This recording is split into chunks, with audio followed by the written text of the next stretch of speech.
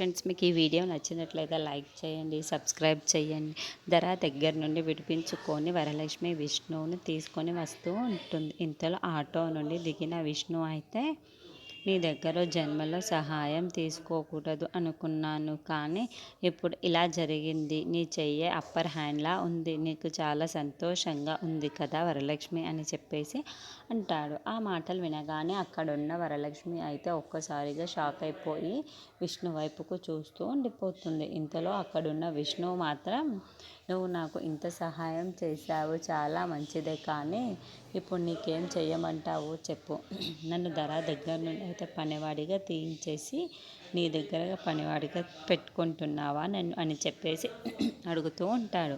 ఆ మాటలు వినగానే అక్కడున్న వరలక్ష్మి అయితే షాక్ అయిపోయి, ఏంటి ఇలా మాట్లాడుతున్నారు విష్ణు గారు అనుకుంటూ ఉంటుంది. ఇంతలో అక్కడున్న విష్ణు అయితే, అవును వరలక్ష్మి, నీ దగ్గర ఈ జన్మలో సహాయం కోరదు, నీ దగ్గర ప్రేమ కూడా పొందకూడదు అనుకున్నాను, కానీ ఇప్పుడు ఇలా జరిగింది. ఇప్పుడు నీ దగ్గర ఏం పని చేయమంటావో చెప్తే నేను ఆ పనిలో దిగుతాను అని చెప్పేసి అంటూ ఉంటాడు. ఆ మాటలు వినగానే అక్కడున్న వరలక్ష్మి మాత్రం ఏమీ మాట్లాడకుండా సైలెంట్గా ఉంటుంది.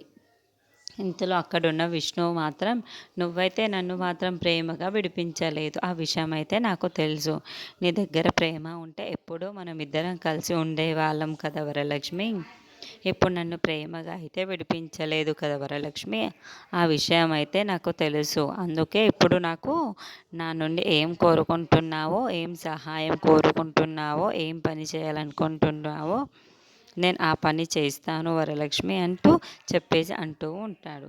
ఆ మాటలు వినగానే అక్కడున్న వరలక్ష్మి అయితే ఏమీ మాట్లాడకుండా సైలెంట్గా ఉండిపోతుంది. అది చూసిన విష్ణు అయితే, ఏంటి వరలక్ష్మి ఏం మాట్లాడకుండా సైలెంట్గా ఉండిపోతున్నావు